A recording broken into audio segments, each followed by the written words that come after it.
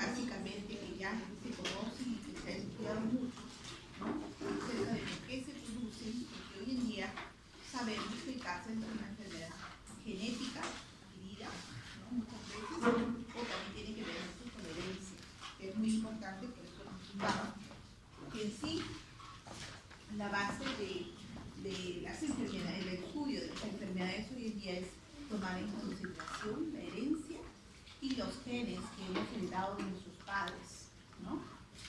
Que no necesariamente son enfermedades hereditarias como decir la hemofilia, sino que también hoy en día la diabetes, el colesterol, la hipercolesterolemia, también son enfermedades genéticas que se heredan. Cuando descubrimos que una persona tiene diabetes, empezamos a indagar por su historia y probablemente lo tiene el papá o el abuelito, ¿no? O el tío, y generalmente ocurre que en todo el grupo familiar, por eso hoy en día estamos hablando de los mismos conceptos de la historia familiar. La historia no solamente de la persona, sino la persona viene porque fue creada por sus padres, y sus padres por sus padres también, lo que deben ser nuestros abuelos, y así, ¿no? Se dice que mínimo tenemos que estudiar 3 generaciones, generalmente hasta la 4ª generación es la importante, ¿no? Entonces, en el cáncer, es una enfermedad genética adquirida, algunas veces, pero como decía, también tiene que ver con herencia, ¿no? La lesión genética puede ser adquirida por las células somáticas, debido a que hay acción de los genes ambientales, por eso que el ambiente también influye sobre nuestra salud. Es como decir que tal persona tiene tendencia a padecer de una enfermedad, por ejemplo, una enfermedad pulmonar o de un cáncer pulmonar, pero si se va a una zona, por ejemplo, como Australia, que es un país bastante ecológico y con mucha tensión en el ambiente sobre las plantas, los animales, evitar la infección, el paciente de repente nunca no hace cáncer, ¿no? Por lo que el ambiente también es importante. Cuando una persona se traslada de un país a otro, puede tener o no tener la enfermedad, ¿no? Porque el ambiente influye mucho. Por eso que hoy en día se difunde en todas las instituciones de salud lo importante que es justamente la higiene, el buen trato de los alimentos, la manipulación. O sea, nosotros podemos contaminar muchas sustancias con nuestras manos que no nos hemos lavado. Y asimismo, el ambiente. Por eso estos días que hemos pasado 3 días difíciles porque no había agua, es un foco de contaminación. Porque las personas quizás no se pueden bañar, no pueden regar sus jardines como todos los días lo hacían, muchas cosas donde nosotros podemos controlar nuestras conductas, sobre todo de la buena higiene, ¿no? Entonces, y eso hace que se propaguen enfermedades infecciosas. Y ya hemos visto que los virus y las bacterias cómo influyen en la salud de las personas, ¿no? Entonces, por eso que hoy en día, ustedes que ya van a ser médicos, ¿no? Tienen que tratar de que las personas sean bien organizadas, en el sentido que no solamente su persona, su casa, sus cosas, sus techos. Si vamos a revisar cuando uno viaja, los techos de Lima dan pena porque todo el mundo tiene un muladar arriba, no ordena, y eso se difunde en el ambiente, ¿no? Entonces por eso tenemos que tener orden, que es muy importante para evitar las infecciones. Cuando vamos a otros países que tienen bastante organización, encontramos qué maravilla de que llegamos todo en orden, todo limpio. Es lo mismo que está pasando con su universidad, ¿no? Antes estaban pesadas las carpetas sucias, pero ahora ya tratan de que todo esté mejor. Esa calidad que se tiene es muy importante por la salud de uno, ¿ya? De origen hereditario a través de las células germinales. Algunas veces hay cánceres que se pueden dar muy tempranos y generalmente en niños, porque son justamente transmitidos a través de células germinales, ¿no? Entonces, en las bases moleculares tenemos que los tumores se originan a partir, adelante, del crecimiento clonal de las células que presentan mutaciones de 4 bases de genes, ¿no? Tenemos aquí primero que hablar de los protoncogenes, de los genes supresores tumorales, de los genes de la regulación de la apoptosis, ¿no? Y entre ellos hay esta regulación puede ser, hay promotores y hay guardianes, ¿no? Y los genes que regulan la reparación del ADN. A veces una persona puede estar quizá propenso a tener un cáncer, pero si actúan sus genes reparadores, no se va a producir la enfermedad. Y los genes reparadores tienen que ver mucho con nuestro sistema inmunológico. Por eso que hay personas que pueden estar con una persona tuberculosa y no darle tuberculosis, porque generalmente está muy bien su sistema inmunológico, el cual no se hace contaminación de la enfermedad. Entonces tenemos que las bases moleculares del cáncer, sí, como ya hemos dicho, los protooncogenes son los promotores del crecimiento tumoral. Luego tenemos los genes supresores, son inhibidores del crecimiento, ¿no? Y los genes reguladores, que pueden regular en sí la muerte celular programada, llamada apoptosis.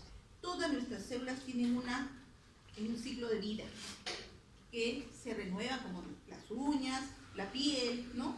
Tienen un periodo de renovación. Quizá las que más tardíamente se renuevan son las células nerviosas, ¿no?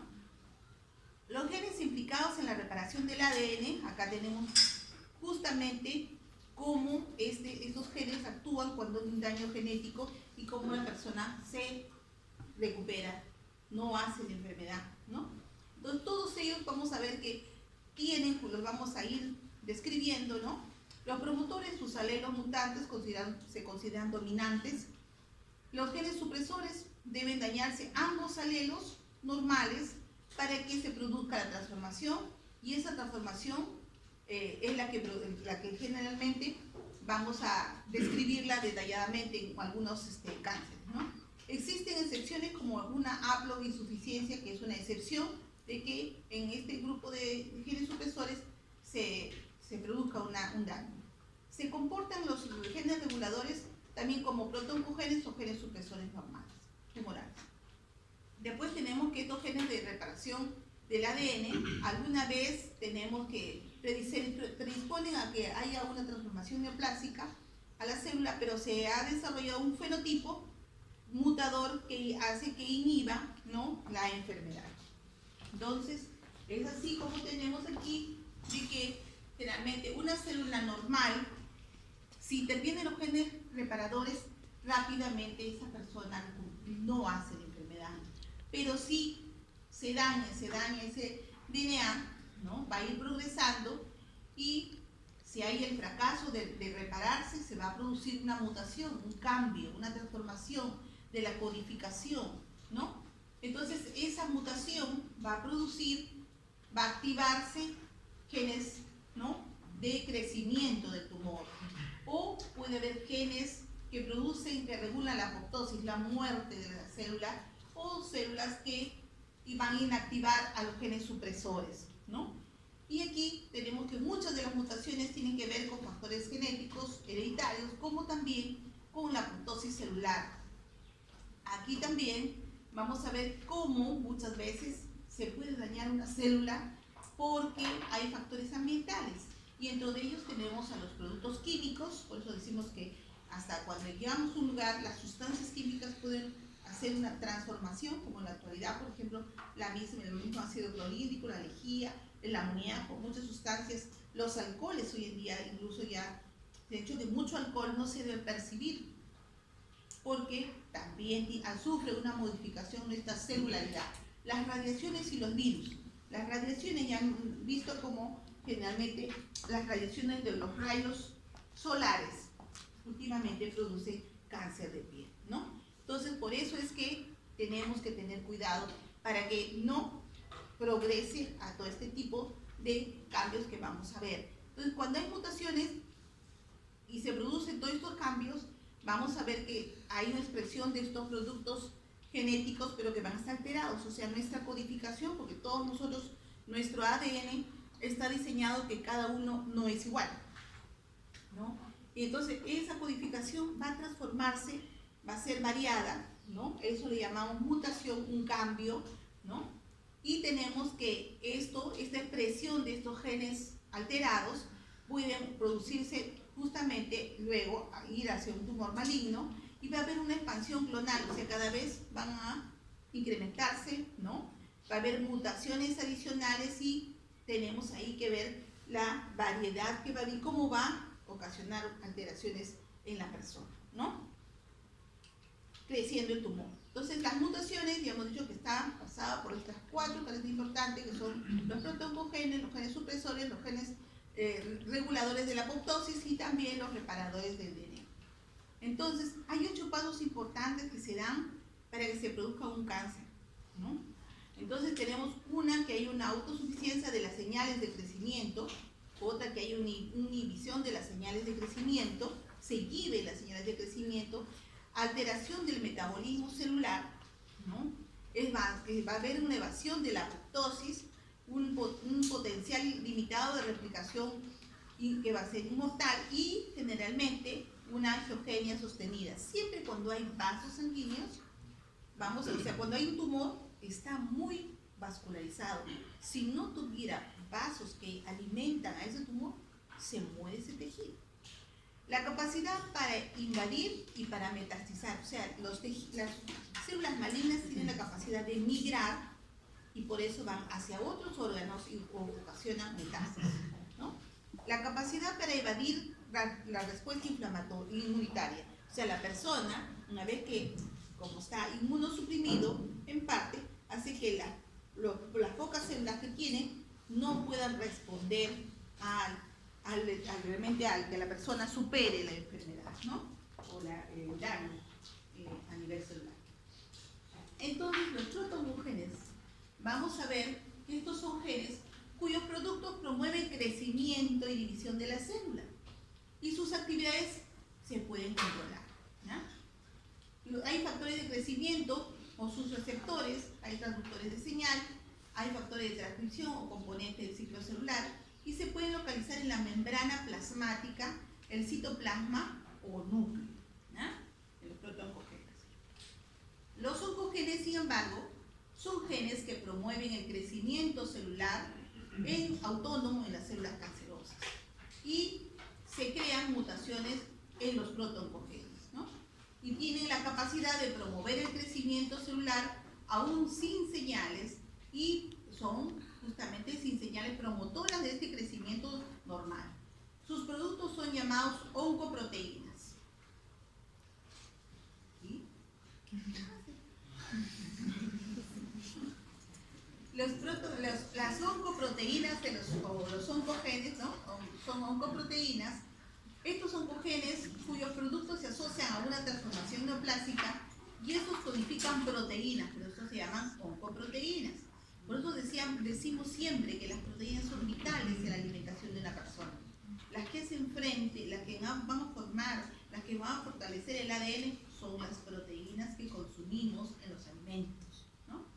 Entonces las oncoproteínas están desprovistas de reguladores internos y su producción por células transformadas no depende de este factor de crecimiento y otras señales externas, ¿no? Entonces son proteínas, ¿no? El gen supresor, vamos a ver qué cosa es, son genes que inhiben la proliferación celular y una mutación o una deleción de un gen supresor frena la proliferación celular o regula evitando el crecimiento. Entonces tenemos que para que haya un tumor, tiene que haber un crecimiento de esa célula y se multiplican las células y da ocasión al tumor. Pero también puede ser que se inhiba la producción, ¿no? Entonces ya el tumor va a ser diferente. Ya no es que, ¿por qué? Porque no se produce una determinada, ¿no? Proteínas, los cuales no va a ejercer su función. Por ejemplo, ¿qué pasa en los glóbulos rojos? No hay poco número de glóbulos rojos, ¿no? O sea, disminuye este crecimiento, ¿no? Entonces no puede haber la función normal. Entonces aumentará la probabilidad de que ese tumor, ¿no? Porque ha perdido su función, ¿no? No está. Entonces los genes supresores de tumores y tumores asociados, aquí tenemos genes supresores, el retinoblastoma, aquí tenemos que produce, ¿qué tumor? El retinoblastoma y el osteosarcoma. El P53 está asociado al síndrome de Linfeld-Meli y produce sarcoma, cáncer de mama y otras. Luego tenemos, y así, cada gen, miren, este es el de tumor de Wilms, produce el tumor de Wilms, produce el nefroblastoma. Entonces, cada gen que se altera puede dar ocasionado ya un síndrome o una determinada enfermedad, ¿no? ya está demostrado que los BRCA1 y 2 producen cáncer de mama, ¿no? Está demostrado que aquella persona, así no tenga en el momento el cáncer, pero tiene estos genes presentes, esa persona va a ser cáncer en cualquier momento, ¿no? Así tienen por eso esa actriz se hizo la mastectomía porque ella ya había hecho su estudio y había encontrado de que ella tenía la alteración de la placa y sus padres, o sea, en su familia había cáncer de mama. Entonces ella dijo, eso es lo que me espera, mejor me saco las mamas. Y se operó. Y muchas mujeres en la actualidad lo están haciendo. Saben que ya les va a venir el cáncer o que ya se han hecho ese estudio y adiós, se lo quitan antes de que se produzca todo el daño, ¿no? Es bueno. Y muchas personas mujeres están con vida, no han hecho su cáncer porque han tomado la decisión anticipada de extirparse las mamas. Entonces sí tenemos el P16 también, que también tiene que ver con el cáncer de páncreas y el melanoma. Y también nos sirve para identificar el cáncer de cuello uterino. Entonces, la proliferación celular puede dividirse en dos pasos, ¿no? Unión del factor de crecimiento o su receptor específico que existente en la membrana celular. Activación transitoria y limitada de este receptor del factor de crecimiento, a su vez activa varias proteínas transductoras de señales existentes en la capa interna de la membrana plasmática. Luego, por una transmisión del citosol de la señal transducida hasta que llegue al núcleo transportado por mensajero. 4. Por una inducción y una activación de estos factores reguladores del núcleo que inician una transmisión del DNA. Y luego, el paso, miren como 5, el paso de la célula del ciclo celular por el que progresa hasta que se produce la división de las células. Y la traducción de retrovirus, dentro de ellos está el B11, ¿no? Sus siglas internacionales. Las modificaciones in situ que influyen en su función o expresión, ahí tenemos al C11, ¿no? Entre los factores de crecimiento tenemos que las mutaciones de los genes codifican estos factores de crecimiento y pueden convertirlos en oncogénicos. Así el protoncogen C6 es el que codifica la cadena beta del crecimiento del crecimiento derivado de plaquetas, ¿no? Luego tenemos que el oncogen B6 está descubierto por C6 y se encuentra en los astrocitomas y los osteosarcomas y que producen también un factor de crecimiento, ¿no? Luego la activación de este C6 ocasiona tumores gastrointestinales y mamarios. Hay activación de un grupo de oncogenes que se llaman el HIS1 y el HIS2 que codifican proteínas homólogas a los factores de crecimiento de los fibroblastos. Entonces, también acá están las siglas de los factores de crecimiento de los fibroblastos y las melanomas que expresan otro factor de crecimiento beta, ¿no? En un grupo, ¿no?, de familias o factores de crecimiento de los fibroblastos, ¿no? Entonces, tenemos que los receptores de crecimiento. Los factores de crecimiento son proteínas, ¿no?, transmembrana con un ligando o una unión situado fuera de la célula y un dominio intracitoplasmático formado por la tirosina sinasa. En los receptores mutantes tenemos que liberan estas células continuas señales y van a estimular la mitosis de las células. En los factores de activación se encuentran mutaciones, reordenamiento de los genes y una expresión excesiva, ¿no? Luego tenemos que este protoncogen RET, ¿no?, que es un receptor para el factor neurotrópico, tenemos que está derivado de la línea glial por células neuroendocrinas como la célula C para foliculares del tiroides. Y tenemos que estas células hoy en día se está haciendo muchos estudios sobre este protoncogen RET, ¿no?, porque el RET tiene varias alteraciones en los exones, ¿no? Últimamente hay un estudio de este gen RET en exon 4, exon 6, 8, y se ha encontrado que está asociado generalmente a estos pacientes con cáncer medular de tiroides. Nosotros también tenemos que, en la literatura, que este gen RET está asociado, son 10, está asociado a la enfermedad de Hirschsprung.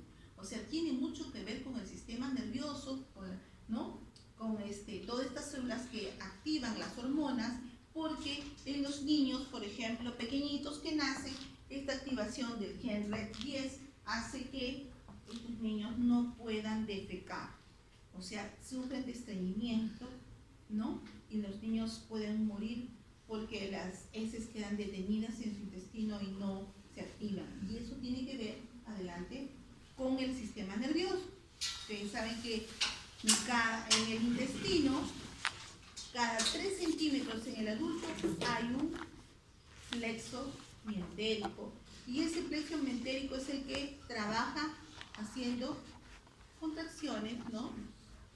Para hacer que los alimentos que consumimos pasen, ¿no? Sean, una vez que ya han sido, ¿no?, aprovechados, han pasado por el hígado y todo, el intestino los va a eliminar. Y para eliminar tiene que haber movimiento del intestino aunque estemos dormidos. Y eso lo hace el plexo mientérico activado entre la fibra muscular y el sistema nervioso, ¿no? En cambio, en estos niñitos ocurre que no. Entonces, ¿qué pasa? Que los niños no pueden defecar y se acumulan las heces y el niño corre el riesgo de morir, ¿no? Y tener que ser operados inmediatamente. Pero no pueden, a la mamá dice, se le doy un laxante, pero eso ese día.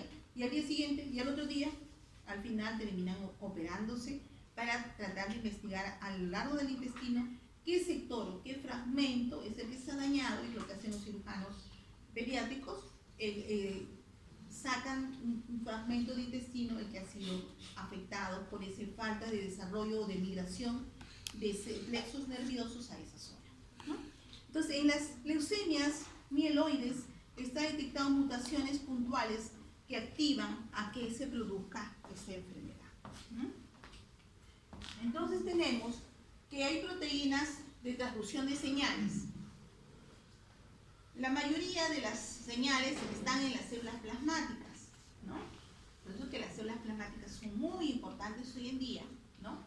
Donde reciben señales externas de la célula mediante activación de estos receptores de factores de crecimiento y la de transmisión al núcleo celular. Las proteínas de transducción son heterogéneas y están en la familia RAS y tienen mucho que ver justamente en estudios con el carcinoma de colon, con el carcinoma de páncreas y con el carcinoma de tiroides. El intercambio de nucleótidos de la glucosa difosfato a glucosa trifosfato, ¿no? Luego, las proteínas nucleares de transcripción, aquí tenemos la consecuencia final de esta señalización a través de oncogenes como el RAS o ABL, es la estimulación inadecuada y continua de estos factores de crecimiento nuclear que dirigen a estos genes, ¿no?, que promueven justamente el crecimiento. Entonces tenemos aquí el gen MYC, miren a dónde está, esta es la zona donde se ubica el gen MYC, ¿no? Entonces miren, este gen MYC es el que con mayor frecuencia controla el crecimiento y puede dirigir hacia la muerte celular a través de la apoptosis, ¿no? Entonces miren si este gen como que tiene alteración en esta zona, ¿no? Ya están ubicados en todos nuestros cromosomas, están ubicados los genes, los que nos dan ciertas características, ¿no?, de físicas como también internas, ¿no? Las ciclinas y las cinasas dependientes de las ciclinas, tenemos que la progresión ordenada de estas células a lo largo de varias fases del ciclo están dirigidas por justamente las ciclinas quinasas, que se activan a la unión de las ciclinas. Hay varias. En las fases funcionales tenemos como tiene la fase del ciclo celular, ¿no? Las fases, miren, estas son las fases que van a seguir el ciclo celular. Entonces, miren, aquí está justamente cómo, para que haya mitosis, con el comienzo del ciclo, las células se agrandan y fabrican nuevas proteínas, va a pasar a la fase G1, Luego esta fase G1, donde la célula se detiene y después, aquí está en la fase de reposo, GO, y luego avanza esto a, y acá hay un punto de restricción. En cada punto de restricción es donde nuevamente muchas enfermedades pueden quedarse y si no, continuar. ¿Miren? Ese punto de restricción hace que la célula decida si debe o no debe seguir el ciclo celular. ¿Ya? Entonces acá ahí le ha dado permiso, sigue, ¿no? Y pasa justamente, la célula se replica y replica su ADN, que es en la fase S. Y luego tenemos que la célula se prepara para dividirse, que es en la fase G2. Y entonces se divide porque ya se produce la mitosis. Entonces, todo es este paso que va sufriendo, que lo vemos a través de los cromosomas, ¿no? Cómo va a ser estas fases funcionales de cada determinado periodo, ¿no? Entonces tenemos que la interfase actúa, miren, aquí tenemos una interfase y la mitosis. O sea, antes que se produzca la mitosis, tenemos que hay estos van a pasar por estas fases. G1, la fase G1 demora 5 horas, la fase S 7 horas, la fase G2 3 horas, la fase de la mitosis 1 hora. Todo tiene una programación. Por eso que si se produce en esta fase una alteración, el paciente tendrá determinadas alteraciones. O si se produce en esta, entonces, y porque todo nosotros no nos damos cuenta, pero todo está sincronizado a través del tiempo para que incluso en lo que es cuando estudiamos la fertilización, por ejemplo, del ser humano, tiene un proceso, y si ese proceso es normal, nacerá un ser humano normal. Si ese proceso tiene fallas, nacerá un hijo con fallas, ¿no? Entonces, miren, la mitosis también, que aquí la tenemos en 1 hora, todo lo que nosotros hemos estudiado, la profase, metafase, anafase y telofase, tiene también un periodo de tiempo. Esta 36 minutos, 3 minutos, 3 minutos y 18 minutos. Y terminó la mitosis. Entonces, todo eso, como decía, tiene un ciclo de vida. Cada uno de nosotros somos también un ser programado en tiempo. De repente, cada doctora ha sido programada para 80 años, ella para 90, ella para 70, ella para 50. Somos una célula programada para vivir determinado tiempo, ¿no? La fase S, que produce una elongación de 2 hebras del ADN y tienden a copiarse al mismo tiempo. Se origina una hebra líder y una hebra rezagada. Entonces las ciclinas A se expresan durante la fase S. Se une a la ciclina quinasa 2 y después a la ciclina sinasa 2. Entonces se ha sugerido que el envejecimiento celular se da por pérdida de la actividad de la telomerasa. Entonces se dice que las células se envejecen porque la telomerasa se disminuye. Y la telomerasa tiene que ver con la edad de vida del paciente. Entonces, cuando la telomerasa disminuye es porque a esa persona le queda poco tiempo por vivir. Hoy en día, con estudios que se realizan en España, se ha visto que se puede esa telomerasa puede incrementarse, pero por eso que nosotros tenemos que mejorar nuestro sistema inmunológico y esa telomerasa no disminuye. Si ha disminuido, podremos hacerla crecer, ¿no? Entonces, los puntos de control. En los puntos de control tenemos que los daños del ADN detienen el ciclo en la fase G1. También puede evitar la fase de mitosis, deteniéndose solamente en la fase G2.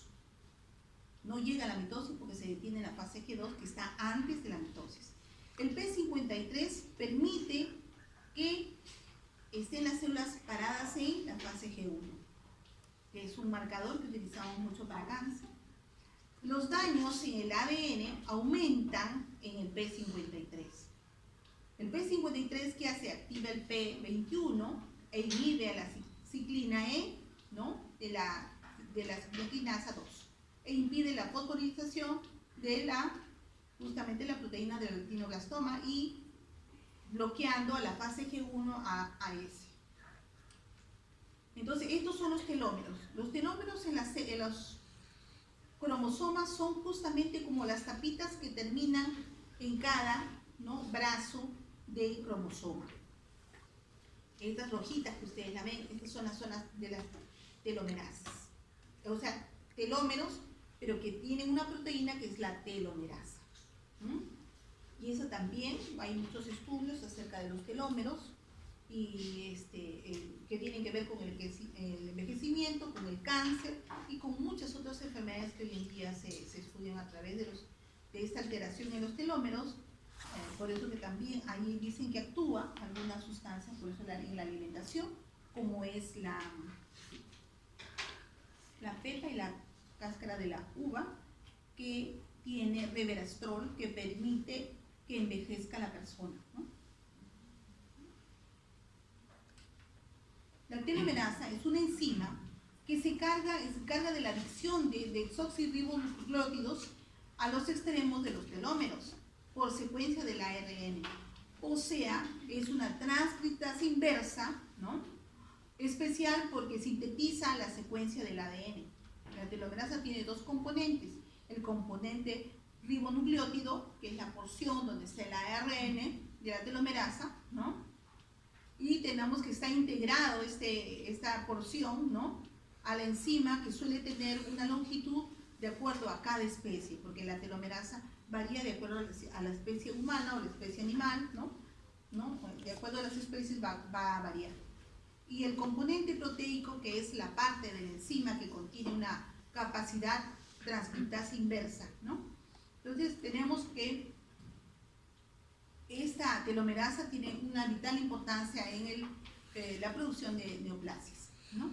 En la carcinogénesis vamos a ver, igual como acá, la iniciación de la carcinogénesis, miren cómo está, cuando hay un daño se produce un cambio genético, ¿no?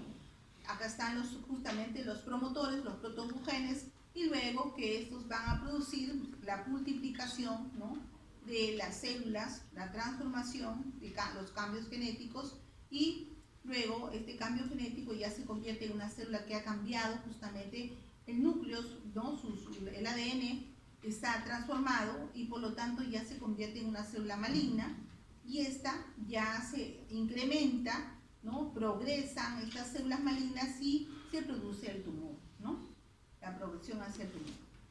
Entonces las características de malignidad, que ya también hemos visto que son casi las 8 que hemos definido hace un instante, ¿no?, en la insensibilización de las señales de crecimiento, en la invasión del tejido hacia la metástasis, en las limitaciones de réplicas potenciales, la evasión de la apoptosis, la angiogénesis y la expresión de la telomerasa, ¿no?, y acá están los factores de crecimiento, ¿no?,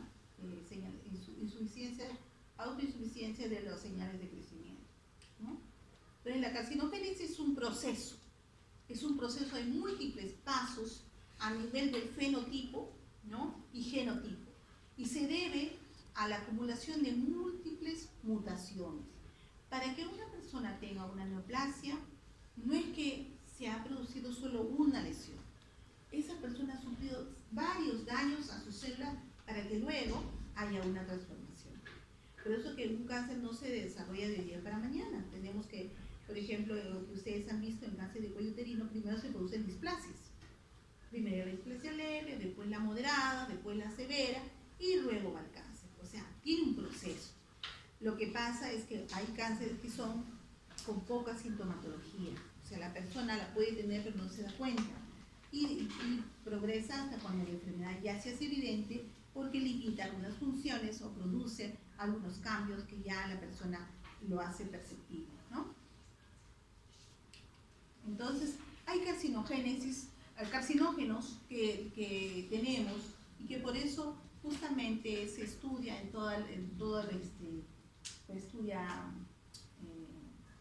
diferentes organismos del Estado en sí, ¿no? Por ejemplo, porque no haya algunas empresas controlan que las sustancias químicas, como tienen que lo hace la DIGEMI, también incluso hasta los medicamentos, ¿no? Cómo es que la DIGESA, que se encara por el otro lado de la salud ambiental. O sea, diferentes organismos tratan de que nosotros estemos protegidos, ¿no? Entonces aquí tenemos, por ejemplo, los carcinógenos químicos, como ya tenemos todo derivado del benceno que producen, o las sustancias volátiles como el thinner, ¿no? Como todas las que son las pinturas también son carcinógenos. Los tóners de las computadoras son carcinógenos también, ¿no? Carcinógenos que actúan directamente como agentes alquilantes, quimioterapia, la ciclofosfamida y clorambucil, ¿no?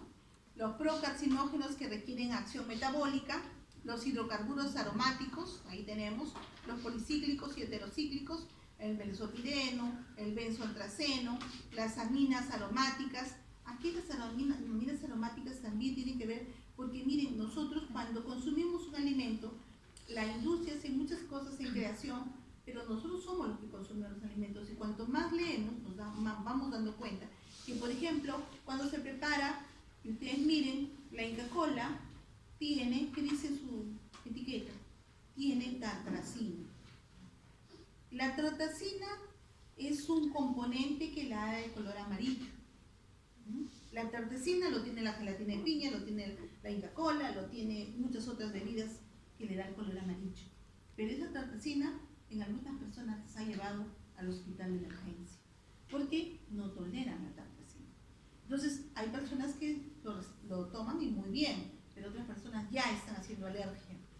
¿Por qué? Porque producen todas esas sustancias químicas, lo mismo que los colorantes que tienen, por eso que a veces hoy en día los dermatólogos dicen, no le den muchos dulces a sus niñitos de colores, busquen los colores más suaves, los caramelitos que son apenas amarillitos, ¿no? Colores suavecitos. ¿Por qué? Porque cuanto más colorante, que generalmente traen muchos productos chinos, ¿no?